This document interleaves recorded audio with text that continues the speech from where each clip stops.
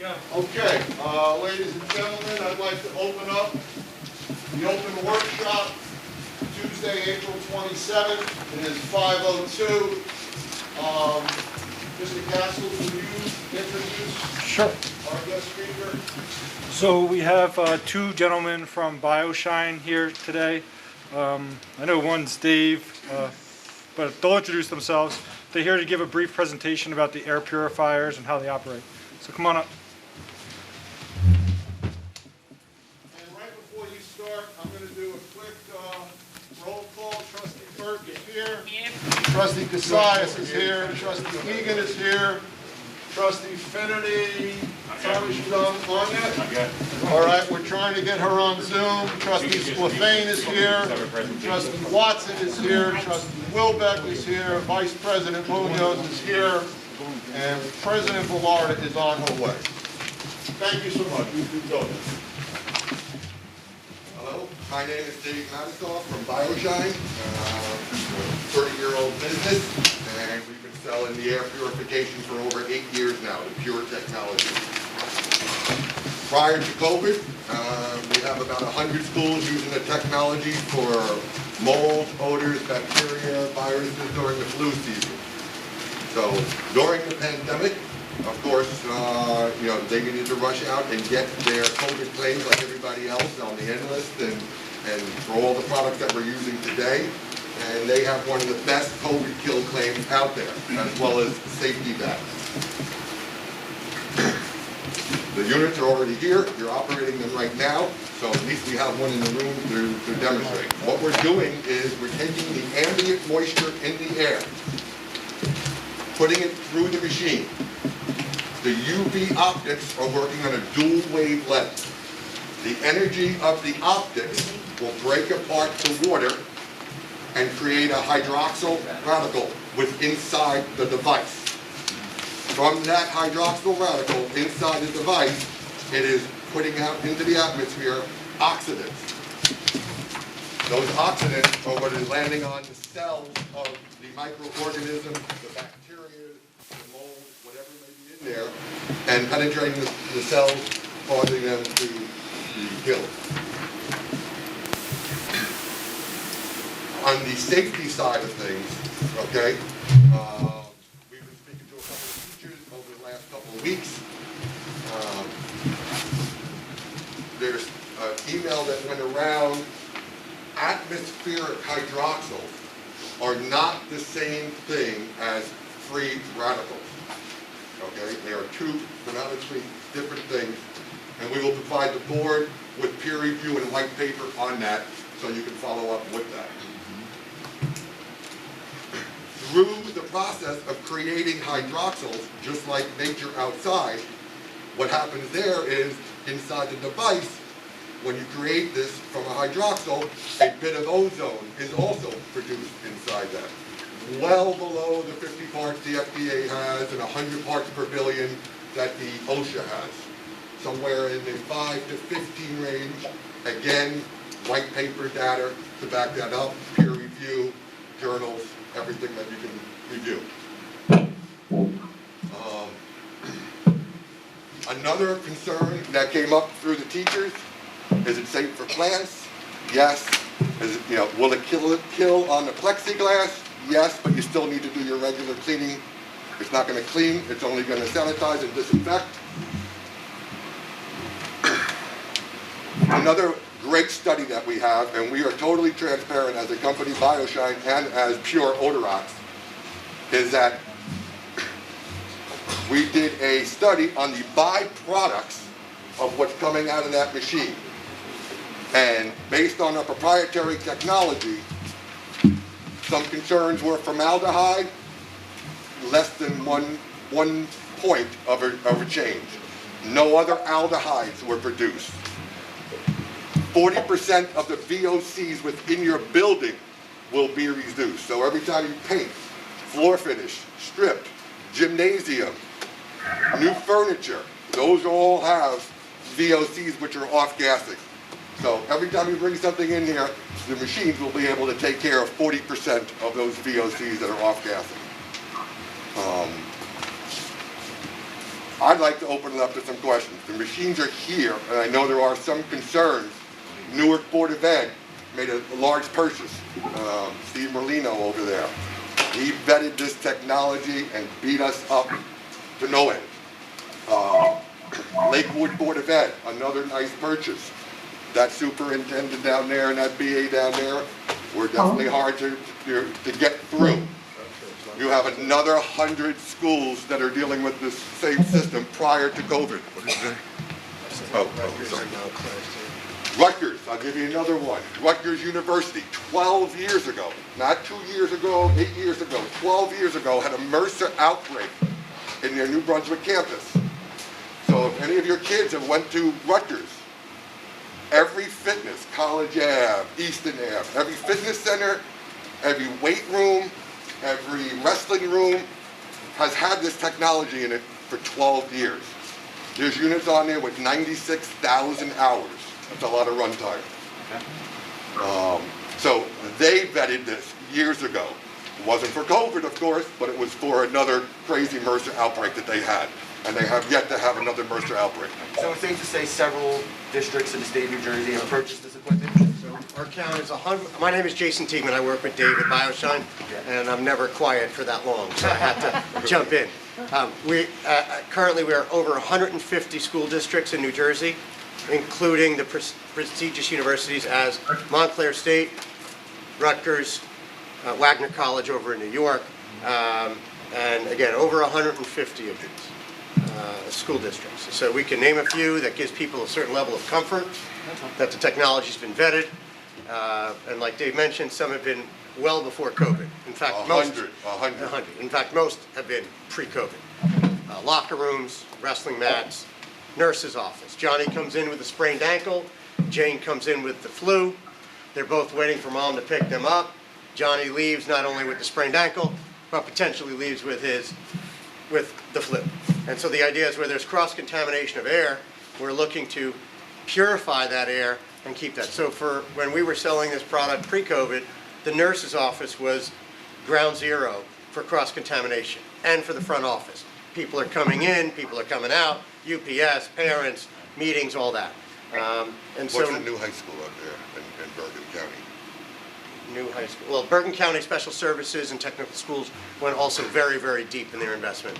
We spec that in on the job, on the building of the school. Odorox was spec'd into, what is that place? Oh, Hudson County Schools of Technology in Secaucus right here. Yeah. They also went all in as well. This was 2 years ago when they opened. That was almost a 2-year vetting process. Yeah. And that's the machine? Well, so there's, the way I like to explain it, there's small, medium, large, extra large, kind of like Dave and I. So small is the MySpace, handles about 500 cubic square feet. So that's more for your smaller offices. The slim line is number 2, that's your medium, up to 12 to 1,300 square feet. The Boss is a 2,500 square feet, and the Boss XL3, which is its little baby big brother, that's going to take 3,500 square feet. That's got a fan on it. You might see some of those throughout the facilities. And then the big boy, the extra large, is the air curtain. That goes up to 6,500 square feet. Large auditoriums, cafeteria, potentially large locker rooms, any sort of gathering spaces. Tons of nursing homes as well took this in, technology, and have subscribed to it. We are just touching the cusp of where this technology goes because of its safety, because of the FDA approval on the technology, and any sort of these side effects that you might read about are well below, not just touching a little bit below, well below FDA requirements for inside buildings. So to that end, you go. Every device has the same exact technology. We have a unit that we sell into hospitals and nursing homes, which is called the NDU-RX. That has been vetted through the FDA. We have an FDA certified unit. Again, I will provide you with the links and all the data that you need. The pile would have been this big. I do have some, but I will do it. Website as well. I'd like to open it up for questions. I really do. I love questions. I have a few. In the beginning, when you were talking, you were spitting out a bunch of technical terms. Go ahead. And My question to you is it all UV or are there filters involved as No well? filters. We're not taking out particles in the air. We are Okay. oxidizing the particles, the microorganisms, the VOCs that are in the So air it's all space. UV? It's all UV inside the unit. There is nothing you can see UV with your eyes. Obviously, Yes. My other question is, Mhm. volume-wise, what I'm hearing, does that change with different sizes? Yes. Every unit, Jason mentioned square feet. My world operates in cubic feet because square feet with a 20-foot ceiling is double the size.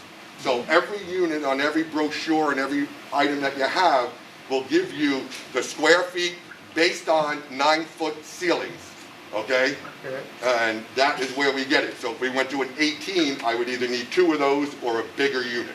So it's cubic space, not square feet.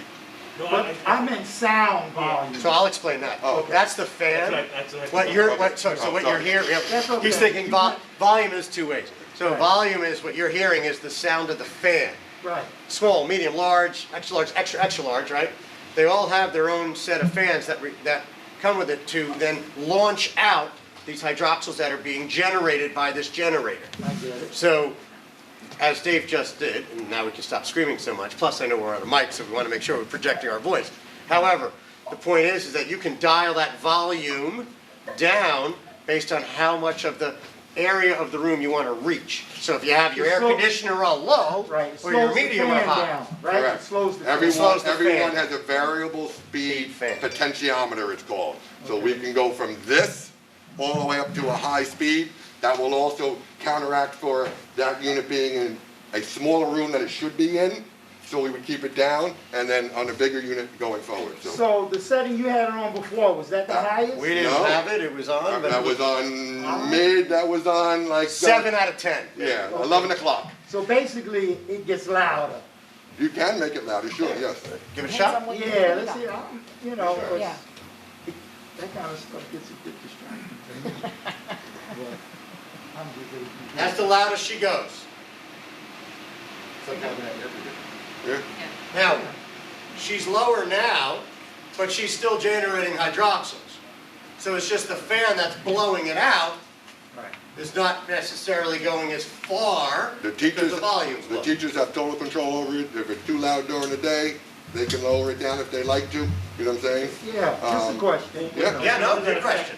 How does that affect the efficacy of it? So if I turn it down all day, so I'm teaching. You're Am still I gonna have, still you're doing- still gonna have efficacy. The Right. efficacy isn't based on the fan. It's based on the optics and how far we throw out the oxidants into the room, okay? So with that turned down to almost nothing, the same reaction is taking place on the optics. Exact same thing is taking place. When we turn it all the way up, is how far we disperse it throughout the room, so those oxidants can react with all the microorganisms that So are in you there. want it at a high volume. Yeah. Correct, so, What but, is that? When you put it at a high volume, if you're teaching up there, and you keep this in the back, volume doesn't really bother you. No, It's just background noise when the kids are If it's moving. right next to you, yeah. then you have trouble hearing sometimes the children, so it's better to. And the masks aren't helping anybody either, right? question, please. I wanted to add one more thing while you're contemplating your questions, and I think this is important. So there's a fellow by the name of Ed Lesser. Ed Lesser is the NJEA Uniserve consultant. So he's the HVAC, heating, air conditioning consultant that the union has, I guess, hired or contracted with.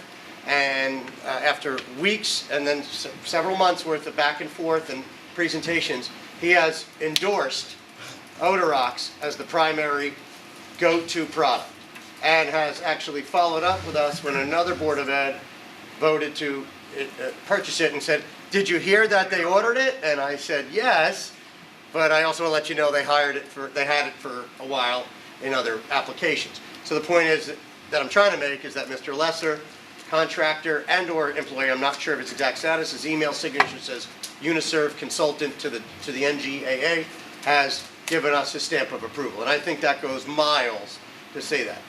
They've touched on it before. Other districts were getting pitched when when the pandemic broke out, how are you going to open, what are you going to buy, and every sales guy was coming out of the woodwork. One of the reasons that we feel we've been successful is we were selling it as a mold killer, virus, bacteria killer, flu killer, MRSA killer, well before the word pandemic or social distancing was part of our regular vernacular. And that is what I think gave some of these prestigious districts, experienced buildings and grounds people, and environmental consultants the courage to come out and say, this is what you need. So I got two questions. One, can you use it in a room with no windows? Good question. Okay, And go ahead, do the next one. Well, I'm sorry? What's the next question? I'll do. Use it in a room with no windows, and the second one is on the third page or fourth page of your owner's manual, it talks about mercury. Okay, let me cover that. On the mercury side of things, we have 15 milligrams of mercury in our bulbs, okay? So that unit sitting right there has 15 milligrams of mercury. If I was to count the number of fluorescents that you have in this room, each one of these fluorescents will have 5 to 10 milligrams of mercury in them. So the adverse effect is the same way you dispose of those light bulbs is how you should dispose of those. No mercury is coming out of your fluorescents. That is just a heat source inside of there to give it some power, like we get the power over here. So nothing is dispersed into the atmosphere. It is purely a mechanism to work there. On your other question, which is a great question when we're dealing with schools like Bayonne that have 100-year-old schools, 80-year-old schools, and they do not have essential air circulation 3 times an hour, where, you know, it should be the minimum in any environment. So I may contradict what's in your brain right now, but a door open is awesome. A window open is okay, okay? We want air to move. We don't want it to be stagnant in the air. Though that has a fan, it surely is not enough CFM to move the thing. So now on the teacher side of things, if they do want to open a window, I wouldn't open all of them, just one. We just want to get the air to move from one side to the other, or keep your door open. There's enough volume in that hallway that is pulling air out of your room. But in a room where there is no window, will having the door open suffice with that machine to move the air? Yes, yes. Suffice for sure, it's recommended to have. Now, at the same time, if a door is closed, people have asked, oh, well, there's no, you know, it's an enclosed space. How do I do that? So the answer is that really it's not a hermetically sealed door ready for nuclear war. Even your door with it closed, there's gaps all around the door that will do it. Could you want to prop it open a little bit? Certainly. If it was left closed completely and no one was in it, you still would have no harm. You would still be under. I was outside an hour before the meeting. I want to cover this. I'm standing out by the tennis court. Kids are playing out there today, which is great to see, okay? And we all have our tools for our industry, so I put my ozone meter out there and said, okay, I go onto the ozone website for Bayonne, what is your ambient ozone outside? And now these kids are breathing 3 times as fast as we would be sitting here. We're barely breathing here, really. But they're breathing out there. So they're sitting out there at 50, I took a picture with the kids in the background, over 50 parts per billion of ozone, smog-related oxidant outside as they're breathing, okay? You have a station right here in town. I think it's on the hook over there, you know, in the main part of town, where you're part of the New Jersey, one of the points in New Jersey. So that's something that just to keep an eye out. So if anybody's going to complain to you that we produce a little bit of ozone, your kids outside are playing in 51 parts per billion ozone as we stand, and that is validated throughout the state. I live on a farm, 35 acres, down in Monroe Township. Mine reads 52 parts per billion, which is insane. I definitely thought I was safer than you guys. And give them the number of what the machine produces. The machine itself, based off of a standard of what may be outside, because we got to keep that in mind, that it permeates through the building, that doesn't produce any more than 15% above whatever you're at. 5 to 15, generally in the 5 to 7 range. Okay? Lou Pacina has asked us for quotes for monitoring tools. We provided him for that, for total VOCs, for O3, for CO2. So soon as we get into the summertime and he has enough time to figure it out, by the time we get into school next year, we will be taking monitoring samples sporadically, okay? Everybody good? Thank you. Okay, Thank you very much. Thank you. Our pleasure. I want him to Well, wait. Yes, no. It's up to the president. Normally, we don't take questions from the audience. Let him ask a question, because Okay. it has to do with that machine for the teachers. Yeah, so I have your manual here, and it says the device should, this is for the smaller units, and then I'm trying to figure this out, you said if there's a door, right? So it says the device should not be operated in a closed space with no air exchange. We have some rooms in this district where there are no windows, and then there's a door, but the door, you have a hallway where there's no ventilation, so I'm curious how that Okay, works. so, this particular school, okay, this is definitely an old school, no doubt about it, okay? And the humidity level in here in the summertime is ridiculous because we don't have a lot of air movement. But the minute we open that door, we just created ventilation, okay? Because that door on the far side of the building has a crack on it, that one has a crack on it, and the other one has a crack on it. So those three cracks will draw air out and in, depending if it's positive or negatively charged. So, go ahead. So would that be sufficient then for, say, an isolation room or a nurse's room where they're bringing in students who possibly could have COVID?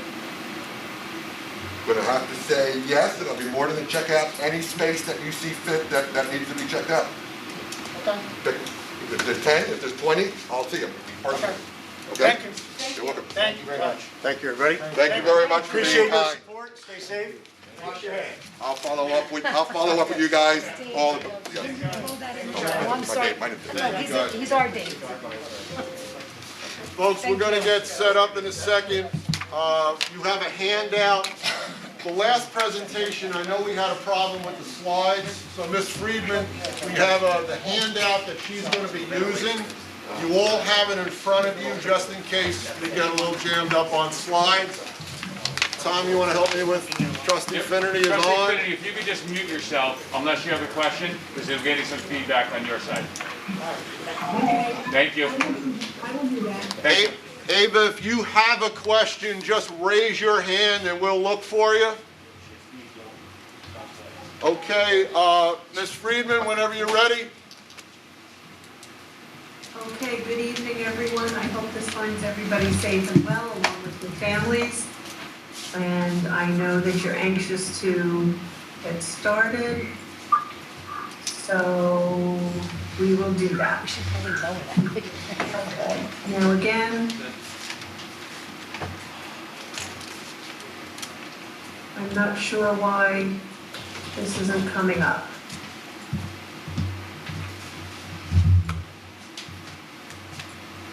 I'm sorry, we did actually try this before. And we had it, and now. Did you click the present now button? I am, I'm so sorry. It's okay. And I have the presentation open, so. When you click present now, there should be three options. Yep, Share window, yep. It says my entire screen, a window or a tab. try window. Yeah, that's just bringing up what I see right now and not how. Try your, there you go. Oh boy. It's not bringing up anything on my end. Is it on yours? We see you trying to bring up a presentation, but we don't have it. Okay. Try your entire screen.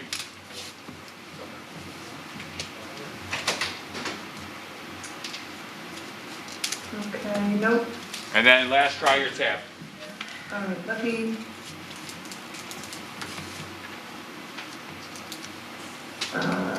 Nope. Okay. Let me try this.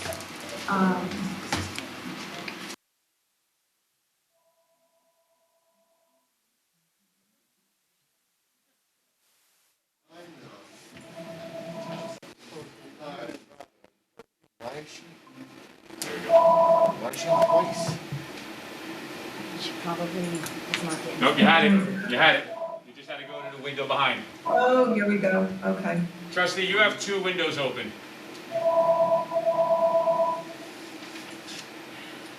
Perfect. Okay, are you able to see it? Yes. Yay! Okay, I'm so sorry. We did have this figured out before, and I apologize. For some reason, it wasn't working. So I'm very happy to be with you tonight. My name is Mary Ann Friedman. I am the Field Service Representative for Hudson, Middlesex, and the southern portion of Ocean County. And I've been asked tonight to talk to you about the Chief School Administrator's evaluation. And we're first going to talk about legal guidelines, the process itself, and access. Please remember that if any board member has a relative, immediate family member, or relative who works in the district, they will not be able to take part in this process.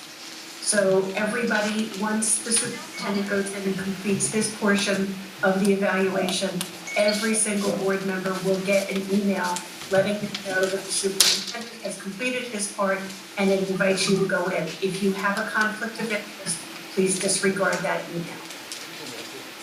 So legal guidelines, we have NJSA, which is New Jersey Statutes Annotated, which is the education statute, and 18A is education. That talks about the board shall evaluate the superintendent at least once a year. It has to be in writing. The board and the superintendent have to meet to discuss the findings, which is called the summary conference. And the evaluation has to be based on goals and objectives, district responsibilities, the job description, and also any other criteria prescribed by the State Board of Education. And then New Jersey Administrative Code 6A, which also has to do with education, takes care of, the annual performance report having to be prepared by July 1st. Last year, we did get an extension on that until the end of July. We have no indication from the DOE that that will be replicated this year. So you really need to consider this needing to be done by July 1st. The summary conference has to include, and the annual performance report has to include areas of strength, areas needing improvement, recommendations for professional growth, and indicators of student progress and growth. And that summary conference has to be attended by the non-conflicted members of the majority of the total board's membership. In CUSAC, you also have requirements. CUSAC is the Quality Single Accountability Continuum, which is the monitoring system that the DOE uses for every public school in the state. And this, in the governance indicators, you'll gain 7 points by having established a policy and a contract with your superintendent to annually evaluate them, making sure that the highest priority is student achievement and attention is given to subgroup achievement, and also that each new board member, the new board members that year have received training on the superintendent's evaluation. Please understand, this does not satisfy that requirement for new board members. The new board members will need to attend new board member orientation or governance 1, and that is within that is included the CSA evaluation, so that satisfies that requirement. And then you'll gain another 6 points for completing the evaluation by July 1st. This is a calendar that you cannot see. I'm going to send it to you afterwards so that it's a process calendar, and it talks about the different steps that you'll take. It gives you suggested timeframes, and then when your date, you can drop in when your dates would be. So the evaluation tool and process really provides objective measures of performance, and it includes documentation. The superintendent will be able to provide you with multiple sources of evidence on the goals, on the achievement of the district goals, and then on the standards. He'll offer rating, whether he feels he's achieved the goals, whether he feels that satisfactory progress has been made or little or no progress, and then can write comments. The criteria is identified for you in the individual standards and indicators, and I'll go through that in a moment.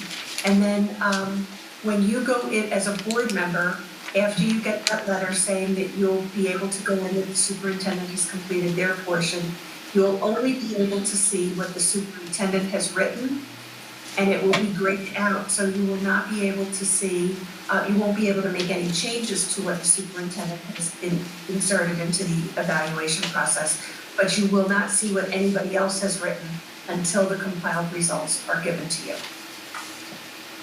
The majority opinion is what's going to be reflected in the summary document or the summary report that you provide the superintendent with and go over in the summary conference.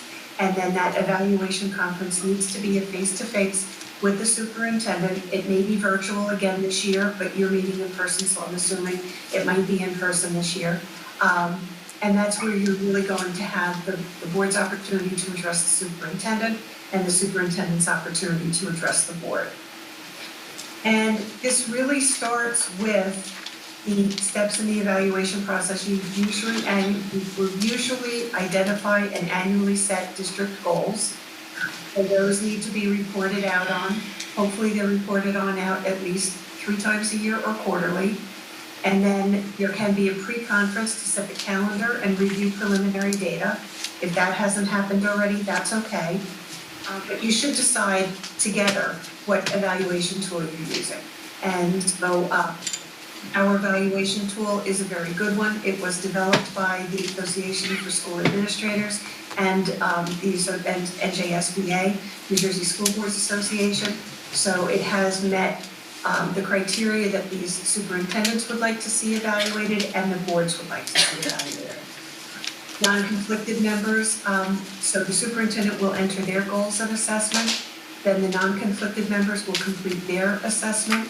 The board members meet in executive session, having Rice the superintendent to review the compilation and to write the summary evaluation, which will be the majority opinion of the board.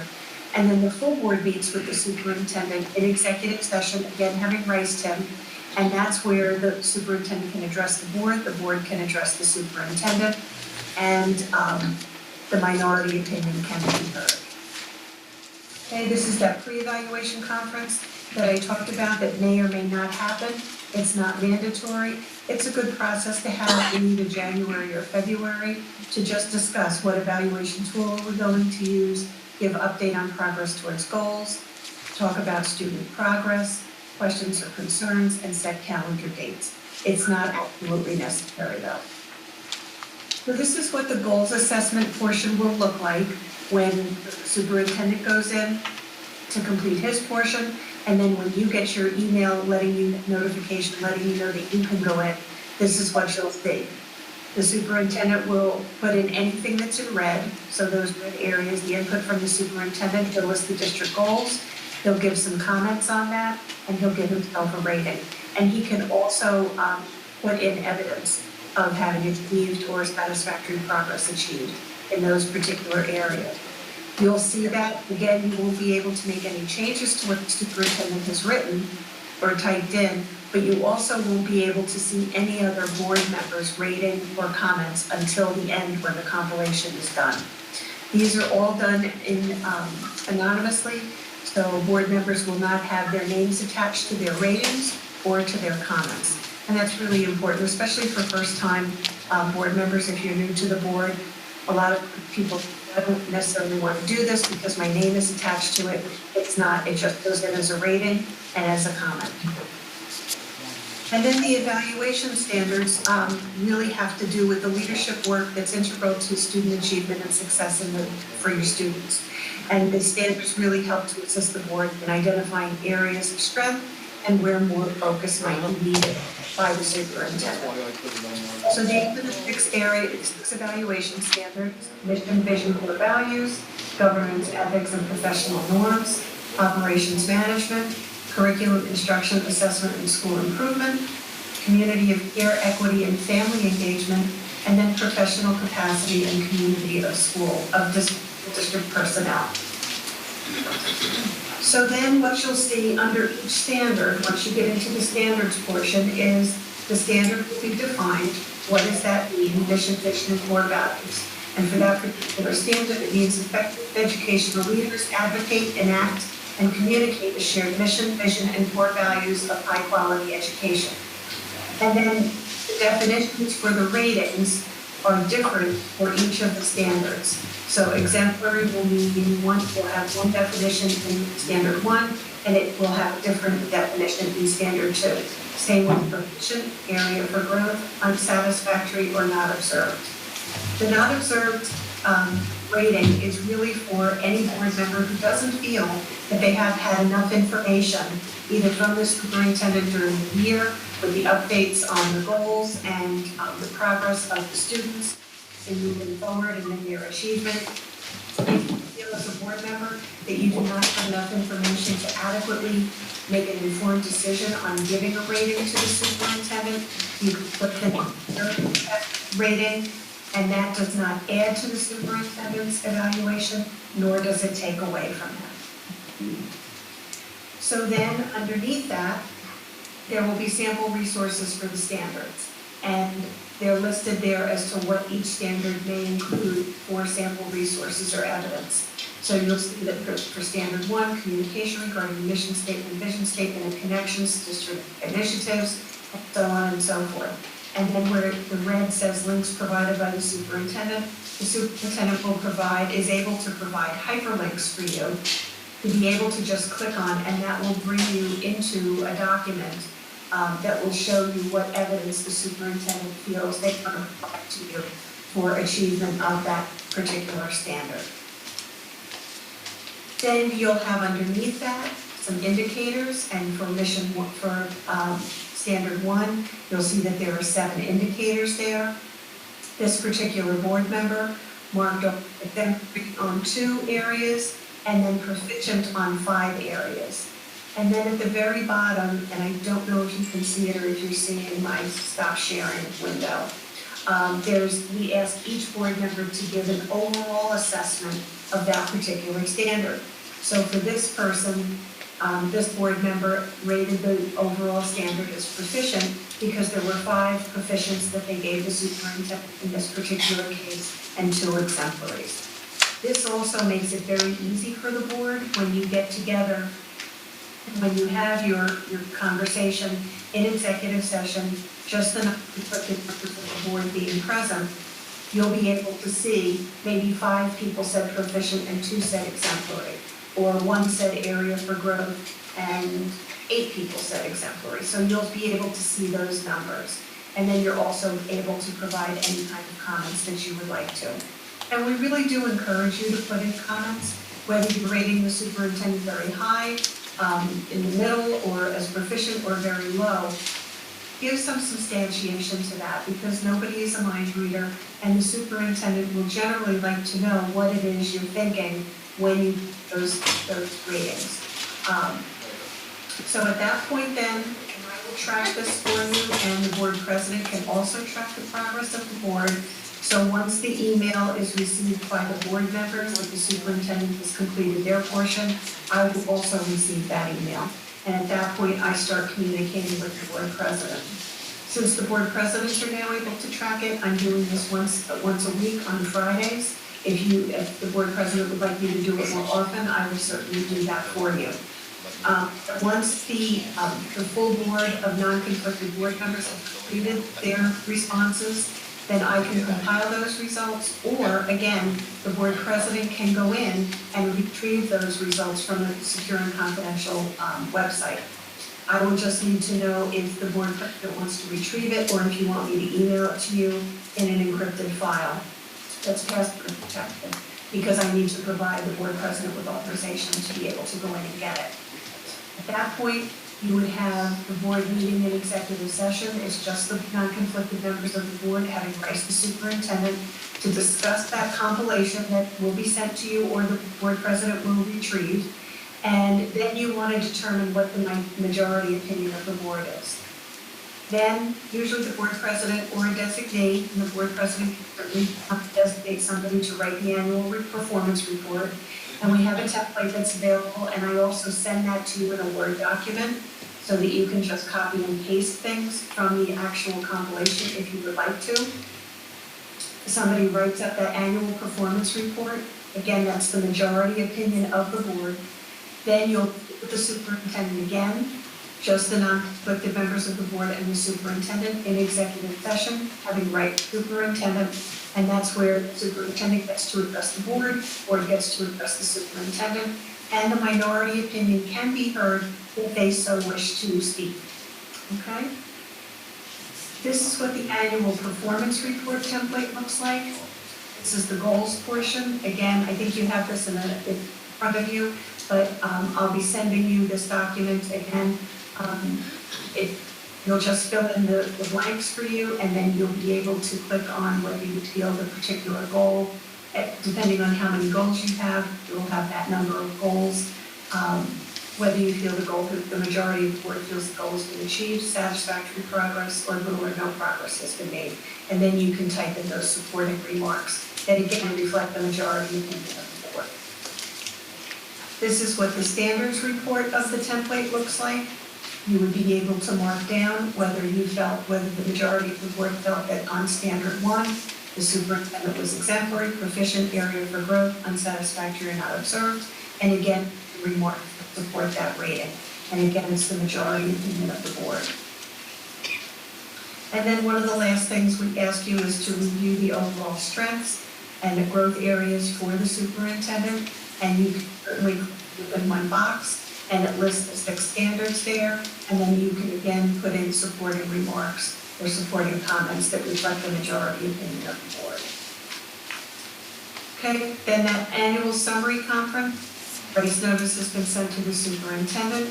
We do each share that narrative, that summary document with the superintendent about 24 to 48 hours before the non-conflicted members of the board are meeting with the superintendent, so that he gets a chance to read it and process it and develop the kind of things that he would like to speak to the board about, think about those kinds of areas. You would have that by July 1st.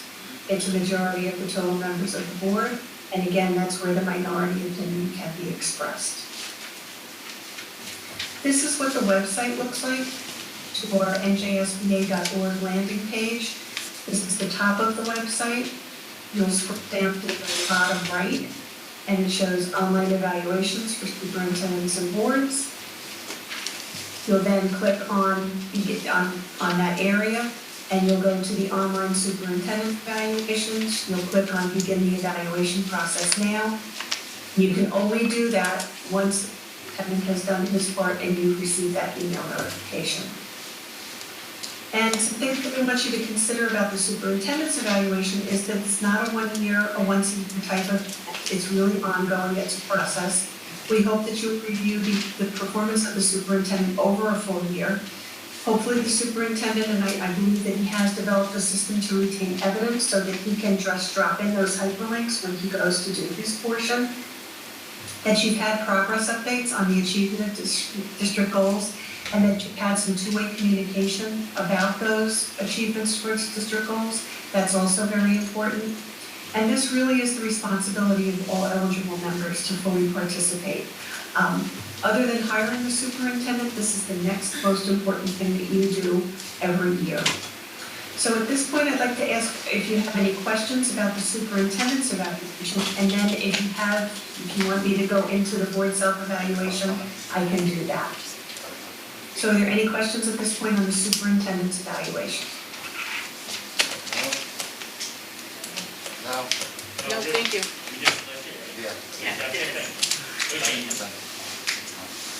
Everybody good? All right, guys. Yeah. Okay, do you want me to go over the board self-eval? No, we're good, thank you. Okay, all right, I'm gonna stop sharing.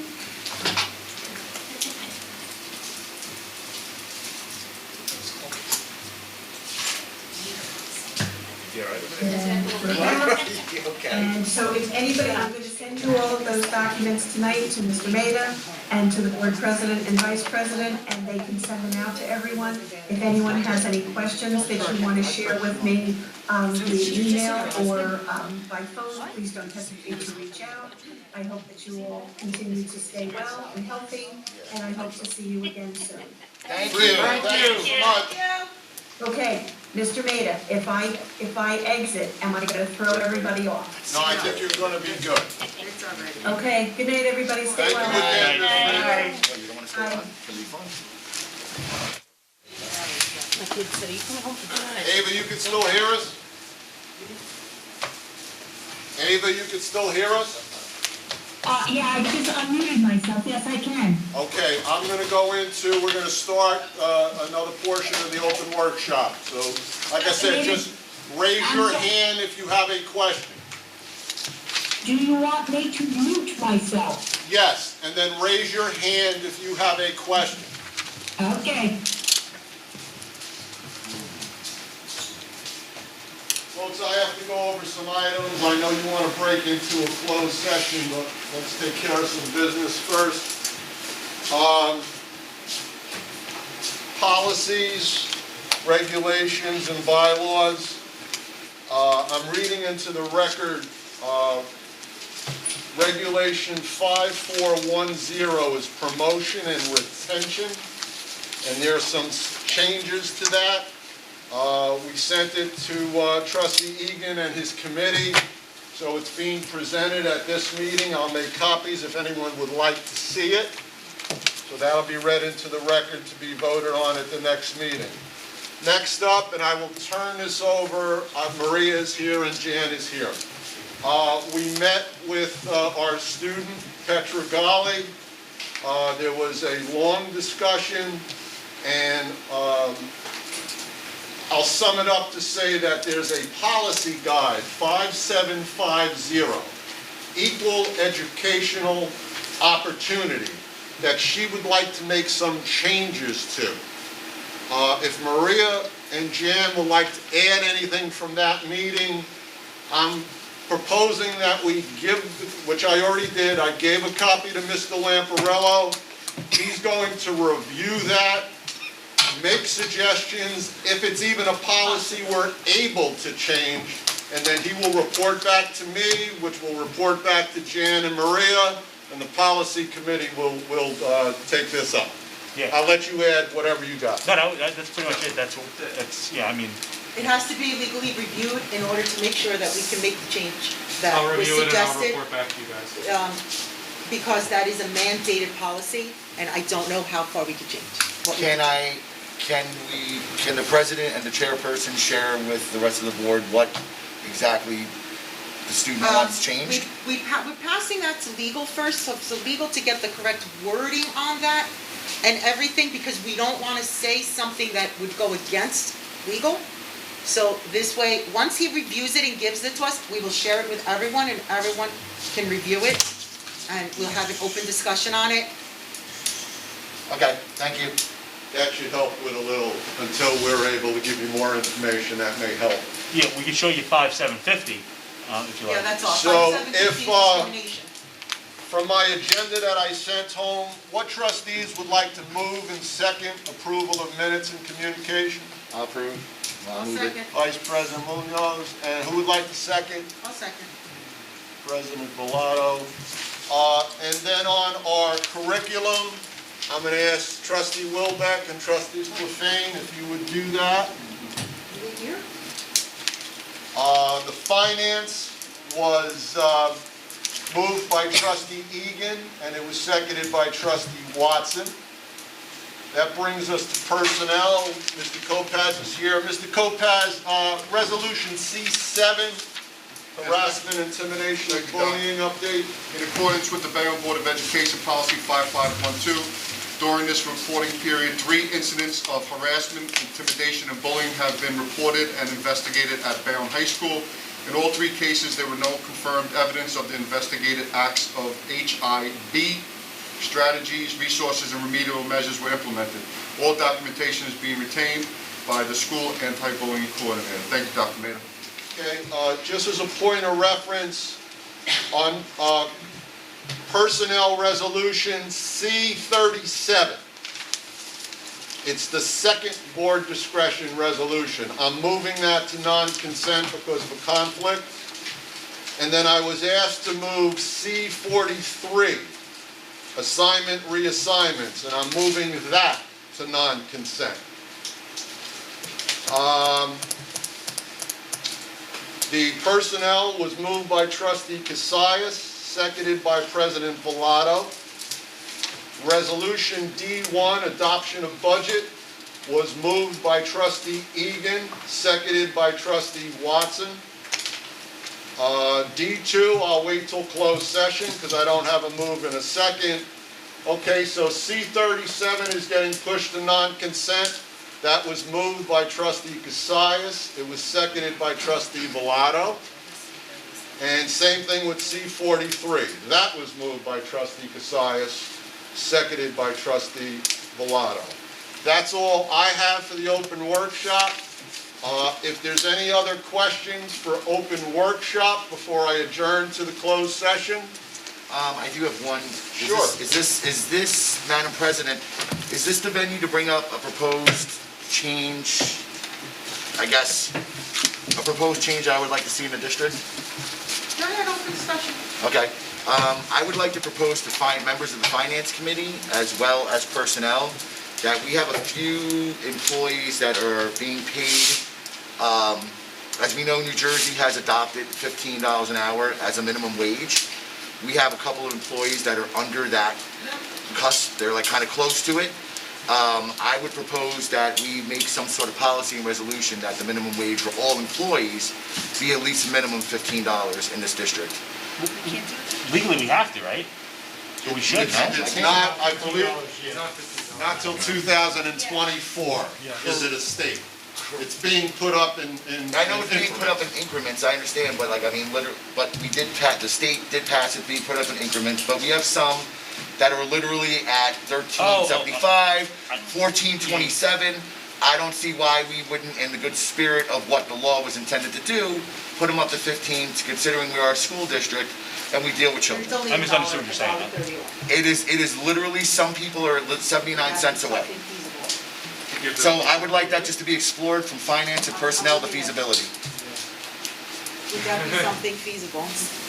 It's feasible. That we can discuss at the next committee meeting and I'd see like- if we No, can. that's why I'd I'm like bringing time it to up review it because it has some impacts Yeah. on have to make sure that and contract negotiations and all sorts of things. Thank you. So we will. I didn't hear what Ms. We'll Gess look said. into that and we will discuss that at the next Yes, committee we'll look meeting. into it. To see Right. if we can bring that. That's, right, I just want to make it clear, I didn't expect an answer now, I wanted to bring it up as a proposal. Yep. And I knew there would be some research. Thank you. That's it, it's done. Anything else before we break for executive session? I could use a hug. Okay, I'm gonna adjourn the open workshop. It is 5:53.